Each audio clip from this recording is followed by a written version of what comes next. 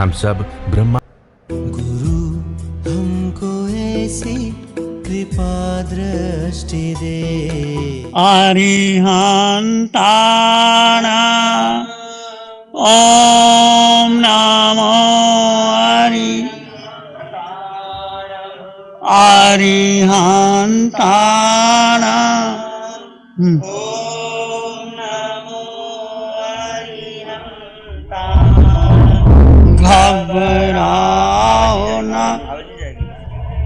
जीवन में, जीवन सुख दुख का मेला है। घबराओ न दुख से, जीवन में, जीवन सुख दुख का मेला है। शरणा ले लो अरिहंतों का, शरणा ले लो अरिहंतों का। क्यों करता व्यर्थ जगेला है, ये प्रभु सिमरण बेला है। अरिहंताना ओम नमो अरिहंताना। अरिहंताना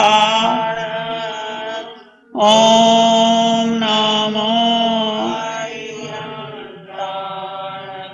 नमो नमो अरिहंताना।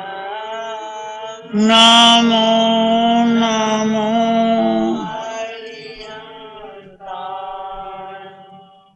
अरिहंत परमात्मा महावीर क्षेत्र में विराजमान, जिनकी अनंत अनंत कृपा हम सब पर बरस रही है, उस प्रभु के श्री चरणों में अनंत करुणा, अनंत मैत्री, अनंत ज्ञान, अनंत साधना को अनंत अनंत नमन।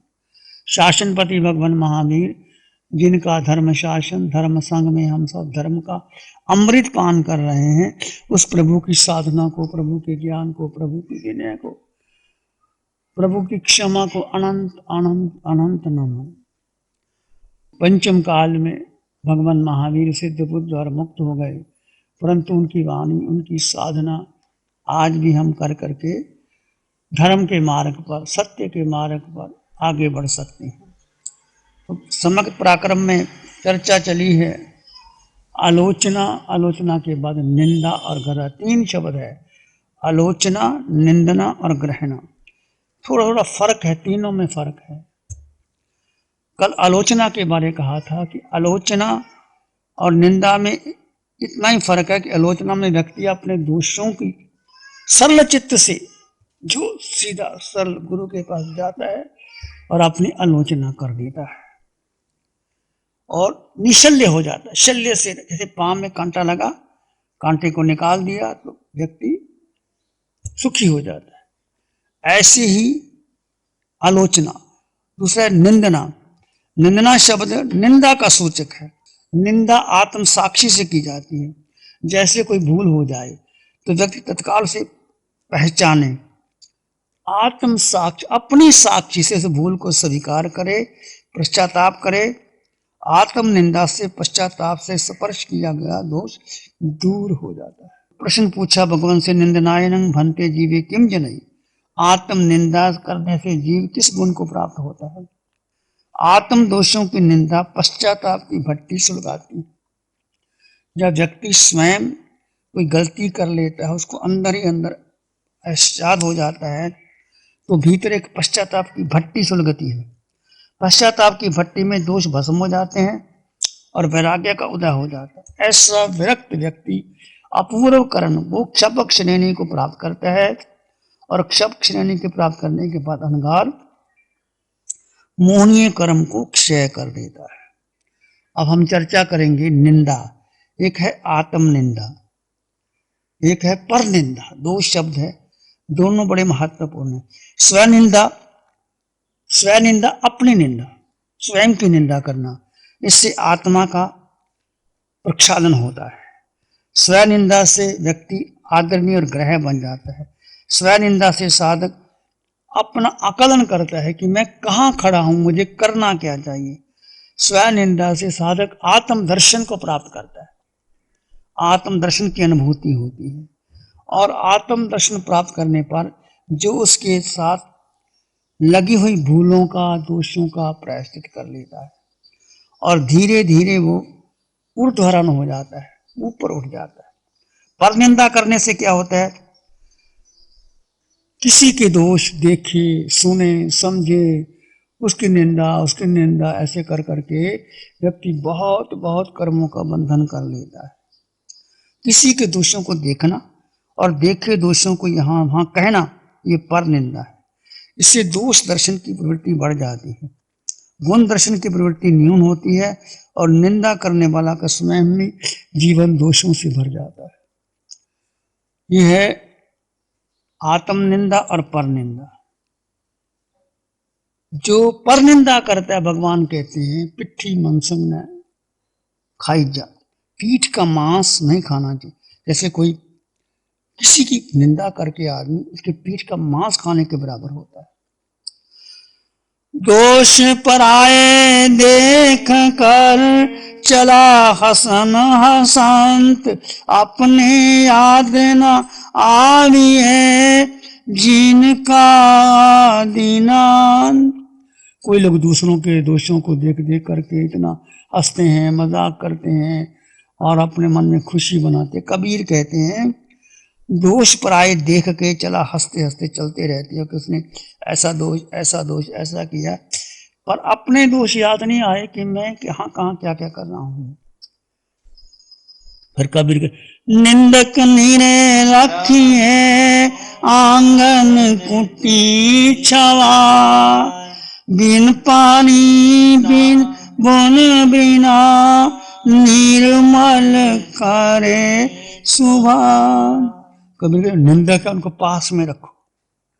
निंदक पास में रहेंगे तो क्या हो जाएगा, आपकी दोषों की शुद्धि हो जाएगी। जैसे बिन पानी और साबुन के कपड़ा कभी शुद्ध हो सकता है? नहीं हो सकता, उसको पानी और साबुन चाहिए ही। परंतु निंदा, जो कोई निंदा करता है, आप उसको पास में ला करके उसकी बात को समझते हैं और स्वीकार कर लेते हैं। निंदक निरे रखिए आंगन कुटी छवाए, बिन पानी साबुन भया निर्मल करे सुभाए। बिना पानी के व्यक्ति को निर्मल, निंदक निर्मल कर देता है। बुरा बुरा सबको कहूँ, बुरा न दिखे, जो घट शोधूं अपना, मुझसे बुरा न को। दोष देखना और अपने दोषों को देखना दोनों अलग अलग विषय है।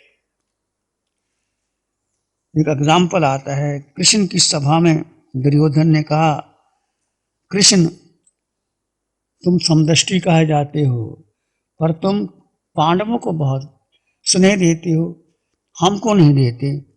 कृष्ण कहता ऐसी बात नहीं। तो इसका उत्तर, अच्छा ऐसा करो, कृष्ण ने युधिष्ठिर को एक कागज दे दिया कि जाओ गांव के अंदर देख के आओ कौन कौन अच्छे व्यक्ति हैं